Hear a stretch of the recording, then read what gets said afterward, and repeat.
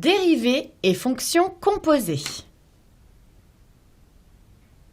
Dernière question. Calculer la dérivée de la fonction h définie sur R par h de x est égal à cos de grande racine carrée de 2 plus sinus de x. Alors j'imagine que ça va être plus rapide que la question précédente parce que c'est quand même une expression plus simple. Alors ici, je reconnais que c'est encore une composée de fonctions. Alors qu'est-ce que j'avais vu dans ma composée de fonctions? Voilà, c'est ça. Donc j'ai g rond f le tout prime de x0 qui est égal à g prime de f de x0 fois f prime de x0. Alors ici, ce serait quoi? On pose que c'est une composée de fonctions avec g rond f de x qui est donc h de x, qui est ce qu'on cherche, c'est-à-dire cos de grande racine carrée de 2 plus sinus x. Alors, l'intérieur, ça va être ici l'intérieur. Donc, f de x va être égal à racine carrée de 2 plus sinus x.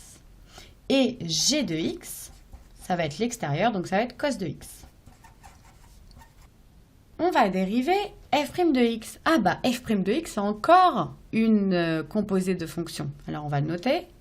C'est par exemple racine carrée de w de x. Et avec w de x qui est égal à 2 plus sinus x. Donc ici, je peux dériver w' de x. Alors 2, ça va me donner 0. Et sinus x, je me rappelle ma petite astuce, si je tourne mon cercle trigonométrique dans le sens des aiguilles du monde, ça me donne cos de x. Alors, f' de x, c'est égal à racine carrée de w de x, le tout prime, et ça me donne w' de x sur 2 racine carrée de w de x. Alors ça, c'est une composée de fonctions. C'est la fonction racine carrée. Et je sais que la fonction racine carrée, ça donne 1 sur 2 racine carrée.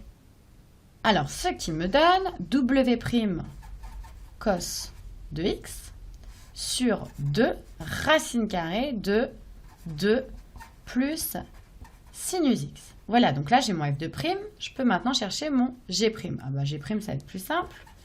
Vu que c'est juste cos de x, si je me sers de ma petite astuce, cos de x, si je tourne dans le sens des aiguilles d'une montre, ça me donne moins sinus de x. Alors, dans le cours, j'ai vu que la dérivée de g rond f de x, c'était g' de f de x fois f' de x. Donc maintenant, je vais pouvoir tout transformer. G' de x, c'est moins sinus x, donc ça me donne moins sinus. Mais attention, je ne veux pas g' de x, je veux g' de f de x. Donc g' de f de x ou g' rond f de x, c'est la même chose. Et f de x, je vois que c'est racine carrée de 2 plus sinus x fois f' de x. F' de x, je viens de le calculer et je viens de voir que c'est égal à cos de x sur 2 racine carrée de 2 plus sinus x. Voilà, ici, je ne peux pas du tout simplifier parce que ici, je vois que j'ai la même chose, mais là, c'est dans la fonction sinus. Donc, j'ai enfin trouvé mon h' de x. Je peux souligner ma solution.